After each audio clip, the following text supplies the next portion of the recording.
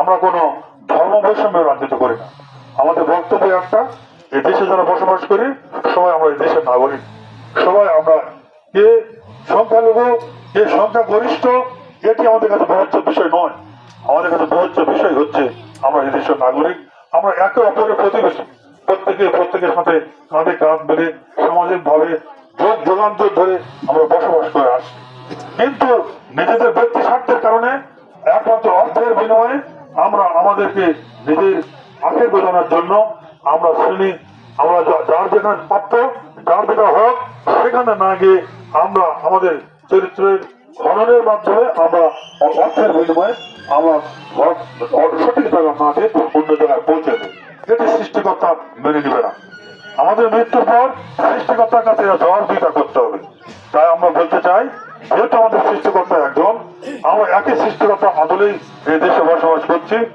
আমরা জাতিগত হিসেবে বাঙালি, আমরা বাংলা ভাষায় কথা বলি, আমাদের মধ্যে কোনো মতপার্থক্য থাকার কোনো প্রশ্ন আসে না। আমি তাই মনে করি আপনারা যারা 54 বছর ধরে যা দেখেছেন, আসেন একটি বারের জন্য আমরা আমাদের এই দেশের ইতিহাস একটু পরিবর্তন করতে চাই। আমাদের মৌলিক যে দাবি আমাদের শিক্ষা ব্যবস্থার আমূল পরিবর্তন চাই, স্বাস্থ্য ব্যবস্থার আমূল পরিবর্তন চাই, আমাদের অবকাঠামো দিক থেকে সবকিছু আমূল পরিবর্তন চাই।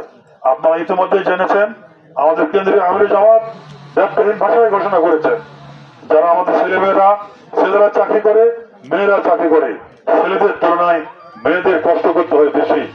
বিভিন্ন ধরনের উদাহরণ আছে, অনেক কথা আছে।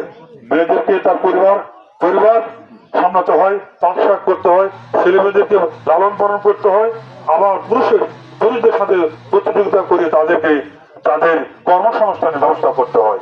একই পরিবারে একই জায়গাতে আমরা নয়, ছেলেদের তুলনায় মা বোনেরা বেশি কাজ করে।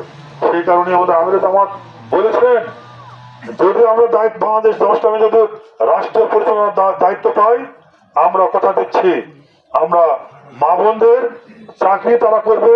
আমাদের নিয়ম হলো, শিডিউল নিয়ম হলো 8 ঘন্টা।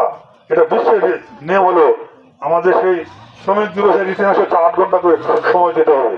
আমাদের আমির জামাত বলেছে মা বোনদেরকে 5 ঘন্টা সময় দেবে, তা 8 ঘন্টারই বেতন পাবে। আমাদের মা বোনেরা বাড়িতে কাজ করে, সেই কারণে তাদেরকে 3 ঘন্টা করে সময় কমে দিয়ে তাদেরকে মা বোনদেরকে যারা চাকরি করে, শিক্ষকতা করে, ইঞ্জিনিয়ার ডাক্তার যারা আছে তাদেরকে অফিসের সময় 3 ঘন্টা কম দিতে হবে, কিন্তু বেতন সমান পাবে। একজন ছেলেও যা বেতন পাবে, একজন মা বোনেরাও দুইটাই বেতন পাবে। আপনারা জানেন আমাদের ধর্মের মধ্যে মা জাতিকে আমাদের ধর্ম সবচেয়ে বেশি মূল্যায়িত করেছে। আমরা বলি মায়ের পায়ের তলে সন্তানের বেশ, পরপর 3বার বলা হয়েছে মায়ের কথা। আমরা ওই সৃষ্টিকর্তাই তো আদর্শ বাস্তবায়ন করতে চাচ্ছি, কিন্তু আমরা আমাদের ব্যবসা